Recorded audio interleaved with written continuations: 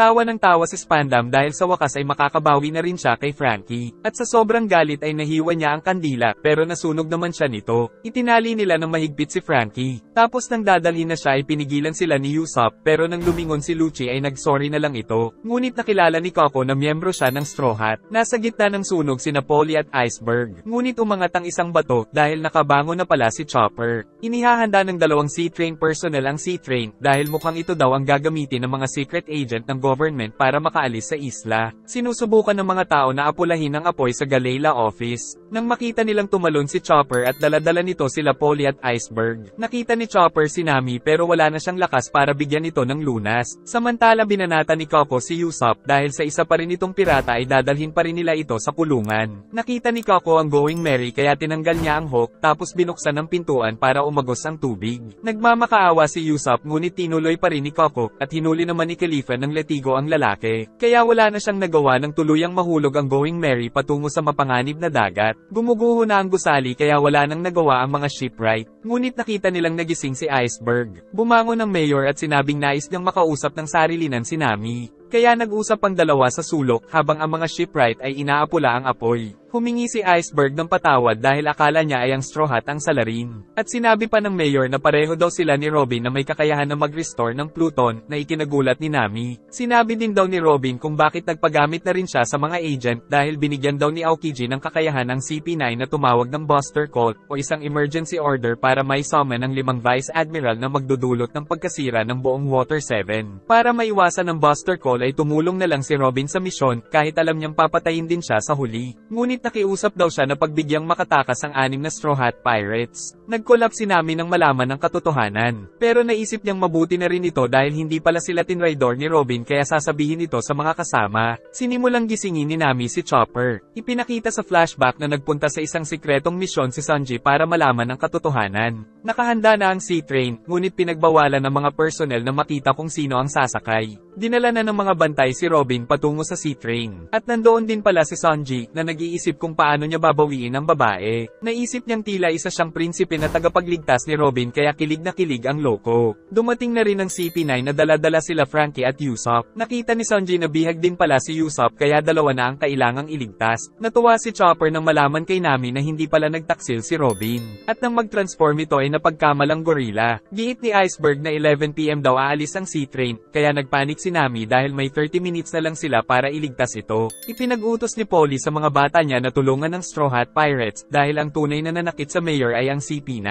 Sumangayon naman ang mga ito at humingi din ng tawad sa Straw Hat. Kaya ginamit nila ang mga Seahorse upang mabilis na makapunta sa istasyon ng Sea-Train. Habang ang grupo naman ni Chopper ang maghahanap kay Luffy at kay Zoro. Sama-samang hinanap nila Chopper ang mga kaibigan kasama ang mga shipwright. Samantala nagmamadali sila Nami upang maabutan pa ang Sea-Train. Tulala na lang si Robin, samantala ang dalawa ay inihagis sa cargo. Ang CP9 naman ay sumakay sa cargo na nasa unahan. Subalit hanggang ngayon ay hindi pa rin matagpuan nila Chopper sina Zoro at Luffy. Samantala si Luffy ay na-stock na naman sa dalawang gusali. Si Zoro naman ay na-stock sa chimney. Binibigay na ng lahat ang makakaya para mahanap lang ang dalawa pero wala pa rin. Nag-report ang driver kay Lucci dahil mapapaaga ang alis nila dahil sa Aqua Laguna. Kaya kailangan ng bilisan nila Nami. Nakita ni Sanji na papaalis na ang tren. Dumating na rin si Nami kaya nagmamadaling bumaba sa istasyon. At si Sanji ay nakita ng mga bantay, ngunit nang makababa si Nami ay tuluyan na siyang naiwan ng Sea-Train. Nakita ng dalawang train personnel sila Nami at Polly. Inakala nilang umiiyak ang dalaga, ngunit gustong-gusto na pala nitong habulin si Robin kaya nanghihiram siya ng barko. Pero ayaw ni Polly dahil sa Aqua Laguna ay ikamamatay lang nila ito. Nang biglang dumating ang rumaragas ang tubig, mabuti ay mabilis na nailigtas ni Polly ang tatlo niyang kasama doon. Nababahala si Polly dahil sa lakas daw ng tubig ay nasira nito ang schedule board. Kaya naisip niyang ito ang pinakamalakas na Aqua Laguna na mararanasan nila. Dumating ang isang lalaki para ibigay kay Nami ang isang sulat nang makita ng dalaga ang isinulat nito sa pader kaya nalaman niyang kay Sanji ito nanggaling. Ayon sa sulat ay nabihag din sina Usopp at Frankie, ngunit nakasakay din daw siya sa Sea-Train. Ayon pa kay Sanji na tatawag daw siya sa transponder snail sa istasyon kapag nakahanap siya ng transponder snail sa loob ng Sea-Train. Dahil dito ay buo na ang loob ni Nami na sundan ang tren. Nalaman ito ni Chopper mula kay Nami, ngunit kailangan muna nilang hanapin sina Luffy at Zoro. Si Sanji ay nag-iisip ng plano nang makita niya ang isang bantay kaya sinipa ito, ngunit tinutukan siya ng mga kasama nito. Giit ng mga bantay na sasabihin daw nila ito sa CP9, pero sinabi ni Jerry na wag na silang mag-abala dahil siya na daw ang bahala. Agad nitong pinagsusuntok si Sunji, pero nakapunta ang Cook sa likod nito. Kaya nag-yoga style si Jerry dahil masyado siyang malaki. Tapos nagpaikot-ikot at mabilis na sumugod ngunit nakailag ang Cook at binigyan siya ng malakas na sipa sa pagmumukha. Patuloy pa rin ang paghahanap ng mga shipwright kina Luffy at Zoro. Nang magsimulang umulan kaya mahihirapan si Chopper na gamitin ng pang-amoy. Sa itaas ay nakita nila Kokoro at Chimney na nagkaroon ng napakatinding low tide, senyales na paparating ang napakalaking tsunami. Nakita din ito nila Polly kaya naisip niyang wala ng pag-asang makaligtas sila Luffy. Nakarating si Nami kung nasaan sila Kokoro nang mapansin ni Chimney na may tao sa sulok ng dalawang gusali. Pagtingin ni Nami ay ito nga ang kanyang engot na captain. Kaya matapang na tumalon sa mataas na mga bubong ang babae upang mailigtas si Luffy sa nakapintong panganib ng tsunami. Tumalon ang dalaga sa napakalayong distansya kaya takot na takot ang mga tao pero nagawa nito. Si Chopper naman ay nakita na rin si Zoro na na-stuck sa chimenea kaya mabilis tumakbo at tumalon ng mataas. Ngunit nakita ng mga tao na paparating na ang napakalaking tsunami. Nakarating na si Chopper kay Zoro at si Nami ay hindi na mapuntahan si Luffy dahil sa distansya ng gusali. Kaya tinawag niya na lang ang captain at umiiyak na sinabing nakuha na ng CP9 si Robin. Nakitang malapit na ang tsunami pero hindi pa rin makaalis si Zoro sa chimney. Naramdaman ni Zoro na dala ni Chopper ang Kitetsu kaya hinihingi niya ito. Ngunit ang tsunami ay tatama na sa kanila kaya takot na takot ang mga tao. Si Nami ay natulala na lang dahil lalamunin na sila nito. Mabuti ay nagawa ng captain na masira ang dalawang gusali na umiipit sa kanya tapos kaagad na kumapit sa mataas na gusali. Si Zoro naman ay nagawa ng mahiwa ang chimney gamit ang Kitetsu. Kinuha ni Luffy si Nami tapos dinala ito patungo sa itaas. Gumamit ng Rumble Ball si Chopper tapos kinuha si Zoro para makatakas sa maladelubyong tsunami. Samantala sila Luffy ay patuloy sa pagtakbo at tagumpay na nakakapit at nakapunta sa mataas na parte ng Water 7 pati na rin sila Zoro at Chopper. Subalit mas mataas pa dito ang tsunami kaya tinamaan pa rin sila. Pero niligtas silang lahat ni Polly gamit ang lubid nito, yun nga lang ay bomb ibigay na ang tulay, kaya halos mahiwa ang kamay nito sa lubid para lang tuluyang mailigtas ang Straw Hat Pirates. Tapos may parating na naman kaya nagtakbuhan sila patungo sa mas mataas na lugar. Nakaligtas sila mula sa panganib ng tsunami at nang malaman ni Luffy na na-stuck si Zoro sa chimney ay tawang-tawa ito, kaya piningot siya ni Nami dahil pati siya ay na-stuck din. Patuloy pa rin ang paghahanap ni Sanji kay Robin at Usopp sa tren. Nang mapagdesisyonan na rin ni Luffy na sundan ng sea train upang iligtas ang mga kaibigan. Nanghihiram ng barko si Luffy kay Polly pero ayaw nito dahil mapapahamak lang daw sila. Giit ni Nami na kung maghihintay sila ng kinabukasan ay hindi na maiiligtas ang mga kaibigan dahil meron daw malaking gate sa isla ng Enies Lobby. At puno din ang kulungan ng mga malalakas na Navy officer. Ngunit tutol pa rin si Polly na sayangin ng Straw Hat ang mga buhay nila. Kaya handa daw siyang labanan ng mga ito para lang hindi tumuloy. Sa gitna ng diskusyon ay dumating si Kokoro. At sinabing kung gusto talaga nilang mamatay ay sundan siya sa isa pang sea train. Pumasok si Sanji sa isang pang cargo at pinili niyang maglakad ng simple pero giit ng isa na isa siyang kriminal kaya sinipa niya ito. Tapos nagsimula siya sa pag-ubos sa lahat ng mga men in black. Pagkatapos ay nakita nila sila Frankie at Usopp. Ngunit dumating ang kambal na naka-ponytail na agad siyang sinugod. Pero madali niya lang na pinalusot ang mga ulo nito sa bubong ng cargo. Tapos nakakita siya ng mga transponder snail kaya balak niya nang tawagan si Nami. Nagpakilala si Frankie kaya sinipa ito ni Sanji dahil ito ang nagnakaw ng pera nila. Giit naman ni Usopp na friends na daw sila. Nais nang kumawala ni Frankie pero ayaw tulungan ng Cook at dahil sa pagtatalo nila ay naririnig ng mga nasa susunod na cargo ang ingay nila. Kaya naglabas ng espada ang pinuno ng mga ito. Inaayos ni Iceberg ang isa pang sea train nang dumating doon sila Kokoro. Pagbukas ng pinto ay tumambad ang astig na isa pang sea train pero nagloloko daw ito kaya hindi nila ginagamit. Nakita nilang nanggaling sa loob si Iceberg kaya nalaman ni Kokoro na inayos niya ito. Pero giit ng shipwright na hindi pa rin makokontrol ang bilis nito. Nagpasalamat pa rin si Luffy at excited na pumasok sa loob, ngunit nakakaramdam na siya ng gutom. Si Nami naman ay nagdala pala ng bagahe na puno ng mga pagkain para sa mga kasama. Sinabi ni Kokoro kay Iceberg na siya na daw ang magkokontrol nito. Nang biglang dumating ang mga tauhan ni Frankie, pero hindi para makipag-away, kundi para makiusap na tulungan silang habulin ng sea train para iligtas si Frankie. Dahil sincere ang pag-iyak ng lalaki ay pumayag na ang bida kaya natuwa ang mga ito. Tapos sinabing kailangan lang nilang sumabit sa dulo ng tren dahil may sasakyan sila. Matapos maglagay ng uling ay pinaandar na ito ni Kokoro na kaagad na umalis sa kaya mga bida.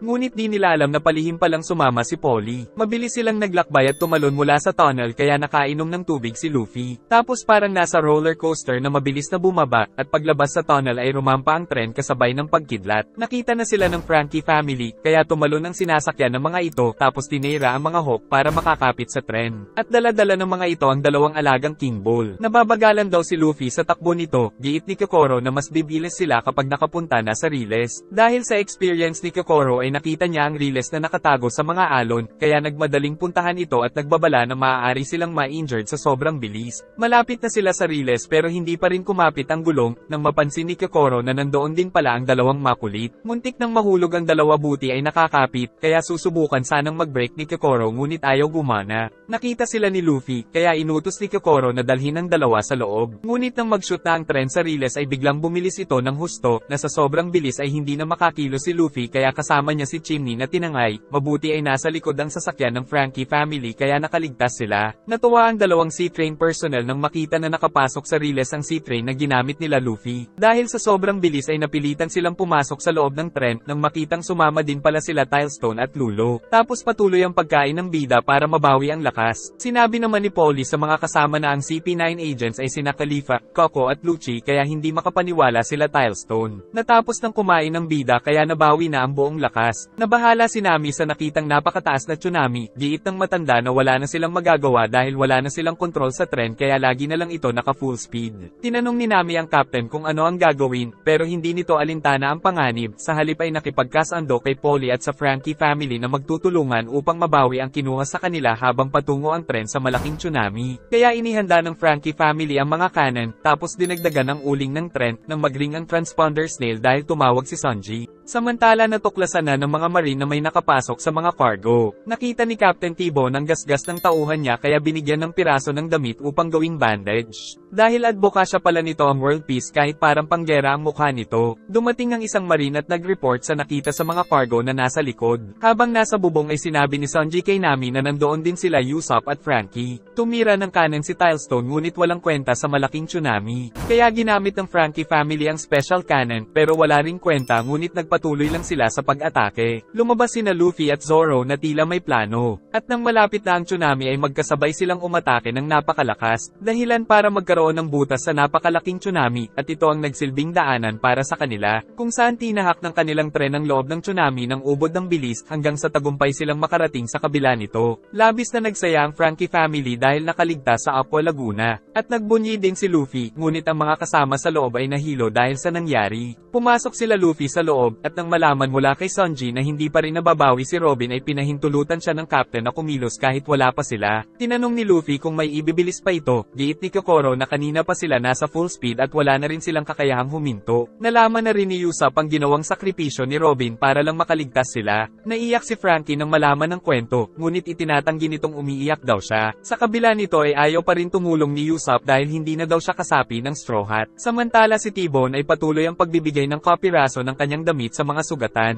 Sumilip sa bubong ang isang marine kaya nakita sila Frankie at Sanji. Ngunit bago makapagsumbong ay inatake ito ni Usopp. Saka nagpakilala na hindi daw siya si Usopp dahil siya ang maalamat na Sniper King. Nagplano ang tatlo ng kanilang gagawin. Tinanong din ni Sanji kung malakas ba si Frankie dahil napakalakas daw ng makakalaban. Samantala sa tren ay nabighani ang mga kalalakihan dahil sa battle outfit ni Nami, kaya dumugo ang mga ilong nila. Maging sa Square Sisters ay nagalit si Paul dahil sa suot nila pero tinawag lang siyang shy boy. Giit ni Kokoro na magbibikini na rin siya ngunit nakiusap silang huwag nang ituloy. Si Luffy naman ay nagbabaon ng pagkain. Bumaba na ang tatlo mula sa bubong ng tren. Ngunit nakarating na kay Lucci ang balita tungkol sa intruder. Pero dahil hindi din makakatakas sa mga ito sa tren ay kalmado lang ang CP9. Sa Cargo 7 ay naghahanap pa rin sila T-Bone nang kumatok ang Sniper King at nagpakita ang tatlo. Kaya nagpunta ang maraming marine doon pero sinarhan nila ang pinto kaya hindi mabuksan ng mga ito. Kaya ginamit ni T-Bone ang espada at hiniwa ito. Pero wala na doon ang tatlo dahil nasa kabila na pala sila para tanggalin ang cargo mula sa sa sea train kaya naiwan ang mga ito. Tumakbo pa ang isang men in black ngunit binuksan ni Sanji ang pinto kaya diretso ito sa dagat. Tapos matapang siyang pumasok at inatake ang mga ito, maging si Sniper King ay tumulong sa kanya, at si Franky ay ginamit ang kanyang humahabang kamao. Pinagbabaril nila si Franky pero walang kwenta sa katawan ng cyborg. Tapos binuhat nito ang upuan at binato sa kanila. Kaya sinubukan ng Sniper King na tusukin siya ngunit nasaktan si Franky dahil hindi pa pala bakal ang likuran dahil hindi daw niya maabot. At pinakita niya rin na sa cola nang gagaling ang kanyang energy. Pagpasok sa susunod na cargo ay nakita ang isang baliw na matanda. Inalok sila nito ng pagkain, tapos kinain ng harina tapos lumabas sa kanyang ilong ang noodles para sa ramen, pero ayaw nila dahil kadiri. Aalis na sana sila pero ayaw silang payagan ng matanda, saka nag-change outfit ito na parang karate master. Pinagbabaril ito ni Franky ngunit hindi tinamaan. Mukhang ewan ang mukha nito kaya nainis sila Usopp at Franky. Gusto ni Sanji na tapusin na ito kaagad dahil ang baboy daw nitong chef, ngunit lumingon sa kabila kaya nagalit si Sanji at sinipa ito. Nakarating sa CP9 ang mga hakbang na ginagawa ng tatlo, ngunit hindi pa rin nababahala si Lucci dahil kumpiyansa ito sa lakas ng CP9.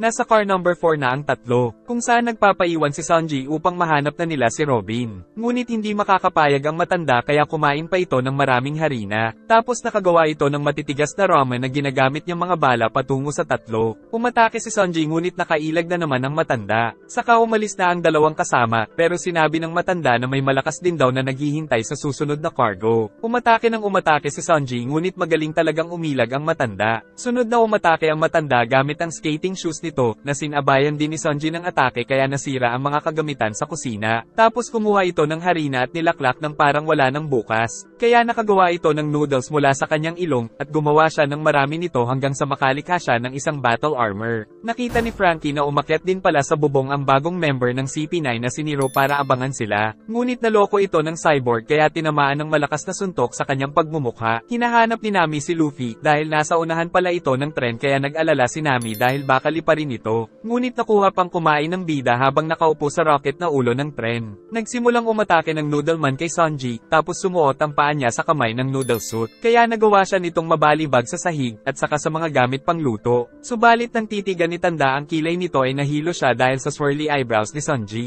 Kaya binalibag niya ito ng napakalakas sa sahig. Tapos gumamit ng body slam technique patungo sa cook, at walang tigil at walang awang binalibag nito saka siya binato sa sulok. Muling umatake ng paalo ng matanda sa kanya gamit ang noodles, kaya tumalon si Sanji at sinipa ito ngunit nakapagpalabas din ng mga ramen noodles sa ilong kaya napatalsik na naman ang cook ng straw hat. Nalaman nitong hindi ginagamit ni Sanji ang kamay sa pakikipaglaban, ngunit nang susunod na umatake siya ay pinutol ni Sanji ang mga noodles niya gamit ang kitchen knife. Dahil naisip nito na nasa kitchen naman siya at pagkain naman ang kaharap niya kaya gagamitin na rin niya ang husay sa paggamit ng kutsilyo. Samantala patuloy pa rin ang paglalaban nila Nero at Franky sa itaas ng tren. Tinamaan sa katawan ng cyborg ng atake ng agent, ngunit hindi ito nasaktan kaya nagawa niyang magbuga ng apoy. Akala ni Franky ay mahuhulog na ito sa tren, ngunit nagagawa din pala nitong tumalon sa hangin kaya nakabalik. Samantala si Sniper King ay gumamit ng octopus boats para makakapit sa gilid ng tren, kaya napuntahan niya si Robin sa car number 1. Dahil sa ginawa ni Sanji ay napaatras na lang ang matanda. Ngunit umatake pa ito ng ramen gamit ang paa, kaso ay pinaghihiwa lang ito ng number 1 cook, saka binigyan siya ng trim at sinipa ang kanyang mukha, kaya bumuka ang noodle suit ng matanda. Sa pag-atake ni Nero ay ginamit ni Franky ang shield, tapos nagbuga ang cyborg ng napakaraming pako sa kalaban. Naisipan ni Nero na gumamit ng baril, kaya nagkunwaring tumakbo si Franky ngunit aatake pala ito gamit ang baril sa kamay ngunit nakatakas si Nero. Nakapunta ito sa likod at binaril ang cyborg, nasaktan si Franky kaya binaril niya ito gamit ang daliri. Ngunit muling umatake si Nero mula sa likod dahil sa alam na daw nito na sa likod ang kahinaan ng cyborg. Subalit dahil dito ay humiga ang cyborg para maitago ang kanyang weak point. Nagtataka si Robin kung bakit nandoon si Usopp. Ngunit in character pa rin ng Sniper King na agad na iniabot ang octopus shoes sa babae, pero ayaw tanggapin ni Robin dahil sa ayaw niyang mapahamak ang mga kaibigan. Narinig sila ng isang bantay kaya pumasok ito sa cargo. Pumasok naman si Usopp sa balaban ni Robin kaya kakaiba ang kinikilos ng kamay nito sa sinasabi ng babae kaya na-weirduhan ang matanda. Naiinis si Nero sa ginawa ng kalabang cyborg. Kaya tumayo ang cyborg at nag-convert bilang isang centaur, pero nasa unahan ng paa niya imbis na nasa likod.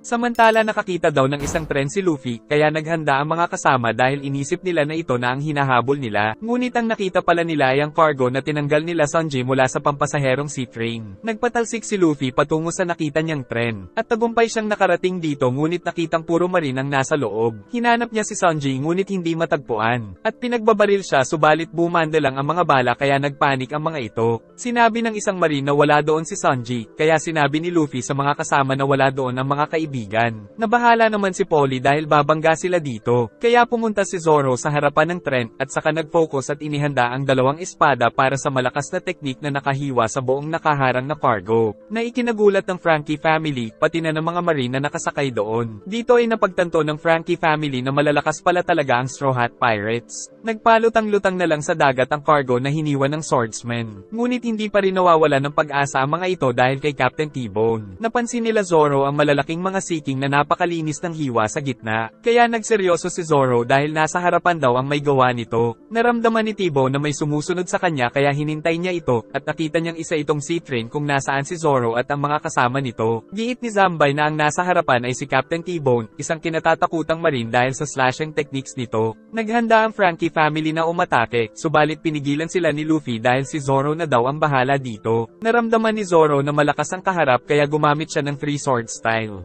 Nagpalabas si T-Bone ng napakalakas na atake, subalit nagawa itong masira ng Straw Hat Swordsman, kaya muling umatake ngunit muling na-counter ni Zoro. Natakot ang marine dahil sa nangyari, tapos nagawa ni Zoro na masira ang espada nito kaya tuluyang nahulog sa dagat si T-Bone. Kaya natuwa ang Franky family dahil sa nasaksihan. Ginamit ng mga marine ng mga bangka ang nahating cargo habang hinahanap si Captain T-Bone, samantala palutang-lutang na lang ito mag-isa sa dagat. Aalis na sana ang matanda, ngunit bago makalabas sa pinto ay may naamoy ito. Kaya naglakad pabalik ang bantay kaya napakabilis ng tibok ng puso ni Usopp. Takot na takot ang matanda dahil natanggal ni Sanji ang battle armor niya kaya naghagis na lang ito ng mga kutsilyo, pero nasipa siya ng cook sa mukha. Tapos binugbog ito ni Sanji ng walang awa dahil ayaw sumuko. Nagmakaawa ang matanda na ginagawa niya lang daw ang tama dahil isang demonyo daw si Robin, ngunit lalo lang siyang binugbog ni Sanji hanggang sa tumalsik sa kahon. Kinuha nito ang isang pan at nagalit sa kanyang mukha, ngunit naging gwapo pala ito dahil sa mga sipa ng cook ngunit ayaw ito ng matanda. Sa kabila ng centaur transformation ng cyborg ay natatalo pa rin siya ni Nero. Saka pinaulanan siya ng baril mula sa likod kaya muntik na siyang mahulog sa dagat. Ngunit paglapit ni Nero ay nagawa ni Franky na makakapit sa katawan ng CP9 agent kaya nabaliktad ang sitwasyon. Nagmamakaawa ang matanda na ibalik ang dati niyang mukha kaya inilabas ang malaking kutsilyong may lason. Sa kabila nito ay tinamaan siya ng napakalakas na sipa kaya tumalsik patungo sa car number 2 kung nasaan sila Lucci, ngunit walang takot na pumasok ang fighting cook. Nilabas ni Franky ang napakatigas niyang kamao, at dahil hindi makatakas ang agent ay nasuntok niya ito ng napakalakas sa pagmumukha. Dahil sa lakas ay nasira ang bubong at nahulog sila sa loob. Natalo si Nero kaya tumayo mula sa kinauupuan ang CP9 nang makita si Franky. Sinipa nito si Nero patungo sa CP9 bilang babala. Lumapit si Lucci at pinapatakbo si Nero sa loob ng 3 seconds. Mabilis namang tumakbo ang lalaki ngunit napaslang pa rin siya ni Lucci. Dahil ayaw daw ni Lucci ng mga mahihinang mga kasapi sa CP9.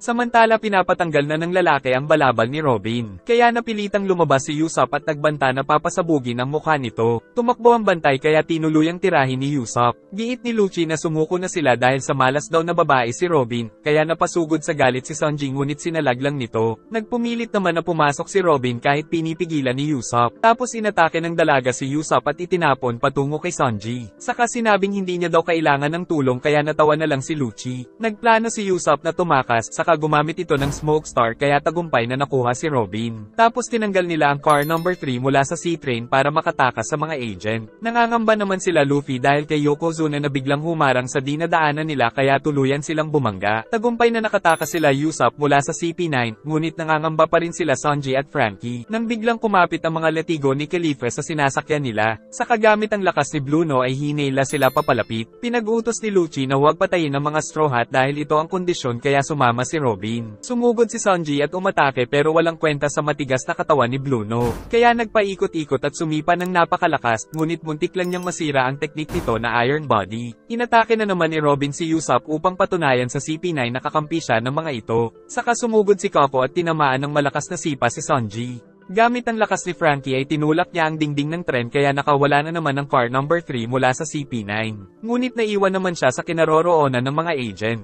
Tapos nagpunta si Bluno sa likod ni Sanji gamit ang devil fruit nito. Nagulat ang Cook sa nangyari, kaya nang atakihin siya nito ay wala siyang nagawa. Naglalakad ito papalapit kaya naglakas loob si Usopp na kalabanin ito, ngunit bigla itong naglaho, at napunta sa kanilang likod. Nakita ni Franky ang kakaibang pinto, pinaliwanag ni Lucci na wala daw silang takas dahil sa kakayahang ito ni Bluno. Samantala tinusok na ni Bluno si Usopp ng daliri nito. Subalit hindi pa rin sumusuko kaya muling tinusok ng agent. Sumugod si Sanji ngunit napakatigas ng iron body. Tapos hinawakan siya at binalibag ng napakalakas sa sahig. Pinigilan ni Robin si Bluno na saktan pa ang mga kaibigan dahil sasama naman na siya. Bago umalis ay nakita ni Robin si Usopp na nahihirapan ngunit sinabing maniwala lang daw siya kay Luffy. Ngunit naalala lang ni Robin ang nakaraan nung naranasan niya ang Buster Call, kaya pumasok na siya sa pinto ng agent. Giit ni Bluno na naranasan na ni Robin ang Buster Call kaya handang isakripisyo ang sariling buhay para hindi lang ito maulit sa Water 7. Kaya umalis na ang dalawa at naiwan sila Sanji at Usopp na talunan. Nagtataka si Franky kung bakit kusang sumusunod si Robin sa CP9.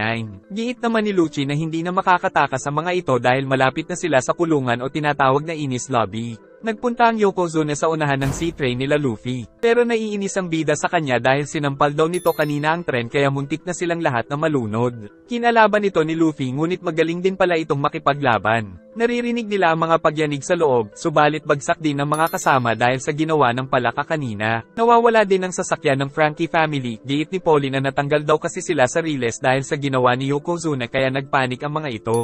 Pero nakita nilang natutulog pa rin si Zoro. Kinontrol ni Kokoro ang tren upang makabalik sa Riles, at nagdagdag din sila ng mas marami pang uling. Saka tinawag ni Kokoro si Yokozuna na agad naman na nagpunta sa kanya dahil natutuwang muling makita ang babae. Samantala ang mga naiwan sa Riles sakay ng sasakyan ng Franky family ay magpapatuloy pa rin daw sa pagpunta sa Enies Lobby. At kalaunan ay nakita nila ang cargo number 3 kung nasaan si Sanji. Malapit na sila sa kulungan nang malaman ni Franky na buhay pa pala si Iceberg, sabi daw ni Usopp. Pero kailangan pa rin nilang ilihim dahil akala ng CP9 ay napatay na nila ito. Kinakausap ni Kokoro si Yokozuna na ngayon na ang tamang panahon para magamit nito ang training sa nagdaang mga taon dahil kailangan nilang iligtas si Franky. Dahil dito ay nadagdagan na naman sila ng kasapi, kaya sumakay si Luffy sa likod nito. Dumating na ang tren sa Enies Lobby, at pinapahirapan ni Franky ang mga marine na magdadala sa kanya sa loob. Pila-pila ang mga marine habang naglalakad ang iginagalang na CP9 agents habang dala ang kanilang dalawang bihag. Saka binuksan ng malaking gate, at nakita ni Franky na imposibleng ang makatakas dahil sa napaka-ideal na structure ng lugar para sa isang kulungan dahil napapaligiran ng waterfalls. Nag-enjoy ka ba? Salamat po sa panonood at pakiabangan po ng susunod na part, saka mag-like and subscribe ka na rin Lodi para sa mas marami pang mga recap.